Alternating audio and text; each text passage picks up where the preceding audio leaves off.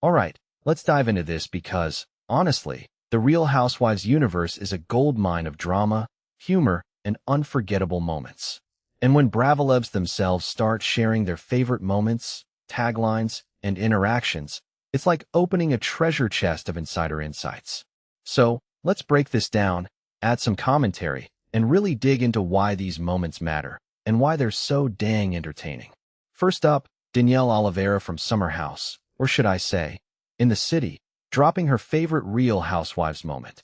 Now, Danielle's a fan of Erika Jayne's confessional looks, which, let's be real, are iconic. But her all-time favorite moment? Heather Gay's receipts, proof, timeline, screenshots from RHOSLC Season 4. Personally, I think this is such a smart pick. What makes this really interesting is how it captures the essence of the show: drama, evidence, and a whole lot of shade. It's not just a line, it's a manifesto. And Danielle's right, it's iconic. But here's the thing. What many people don't realize is that this moment isn't just funny.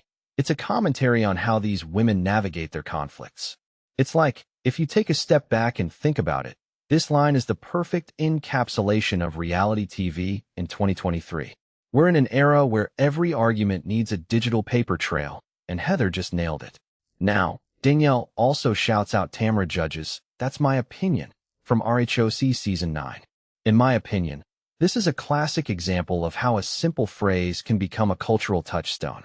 It's not just a tagline, it's a mindset. And the fact that Danielle and others still recite it years later? That's the power of a well-delivered line. What this really suggests is that the best Housewives moments aren't just about the drama. They're about the personality behind it. Tamra owned that phrase, and it stuck with us because it's so authentically her. Next, let's talk about Ariana Biermann, who grew up in the Bravo spotlight thanks to her mom, Kim Zolciak. Ariana's favorite moment? Nene Leakes, "Cheers to the girls' weekend."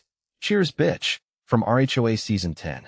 One thing that immediately stands out is how these quotes become inside jokes for fans, and even for the next generation. Ariana and Riley Burris reciting this line? That's the legacy of Real Housewives. But what's even more fascinating is how Ariana embraces the wig nickname. It's like, she's not just a fan, she's part of the culture. And the fact that she's now micro-wig? That's next-level fandom. From my perspective, this shows how deeply these shows embed themselves into people's lives, even the kids of the housewives themselves. Now, let's shift gears to Lala Kent, who's from Salt Lake City but is obsessed with the Real Housewives of Rhode Island. Lala wants to join that franchise, and honestly, I can see why. Rhode Island is this wild, unpredictable ride, and Lala's confidence in hanging with them is both bold and hilarious. But what makes this really interesting is her reaction to this slam pig drama. It's like, she's both intimidated and fascinated, which is exactly how most of us feel watching these shows. In my opinion, Lala's enthusiasm highlights something bigger. The appeal of these franchises lies in their ability to surprise us. Every city has its own flavor, and Rhode Island? It's serving chaos, and Lala's here for it. Jasmine Goode's dream tagline, "I might be a psychopath, but at least I'm on a path," is another standout. Personally, I think this is genius. It's self-aware, edgy, and just the right amount of provocative. What many people don't realize is that a great tagline isn't just a catchy phrase, it's a window into the person's psyche. Jasmine's tagline is a perfect example of that. It's like, she's owning her flaws while also showing she's got direction. If you take a step back and think about it, this is the kind of tagline that could define a whole season. It's memorable, it's bold, and it's so her. Janet Caperna's BravoCon experience is another highlight. Meeting Teresa Giudice and Bazoma St. John? That's a fan's dream come true. But what's really fascinating is how Janet describes these interactions. Teresa being kind and sweet. That's a side of her we don't always see on TV. And Bazoma being iconic? Well, that's no surprise. What this really suggests is that these women are more than just their on-screen personas.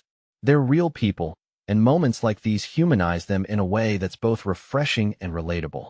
Aesha Scott's shout-out to Whitney Rose and Heather Gay is another great example of how these women support each other. Heather being naturally funny and welcoming? That's the kind of camaraderie that makes BravoCon special. But what makes this really interesting is how Aesha highlights the impact of these small gestures. It's like, in a world that's often portrayed as cutthroat, these moments of kindness stand out. From my perspective, this is a reminder that behind the drama, there's a community of women who genuinely care about each other. Finally, let's talk about Zack Wickham's favorite quote, Sherry Whitfield's, "Who gone check me, boo?" This is RHOA at its finest, bold, unapologetic, and unforgettable. But what's even more fascinating is Zack's own tagline. "If you give me purpose, I will be petty." Personally, I think this is a masterclass in self-awareness. It's like he's owning his pettiness while also acknowledging that it needs a reason to exist. If you take a step back and think about it, this is the kind of tagline that could spark 1,000 memes. It's funny, it's honest, and it's so him. And then there's Luke Broderick, who's not exactly a Housewives superfan, but still manages to come up with the tagline, "You're welcome." Inspired by Moana? Sure, but it's also kind of perfect. What this really suggests is that sometimes the best taglines come from the most unexpected places. It's simple, it's confident, and it's got a sense of humor.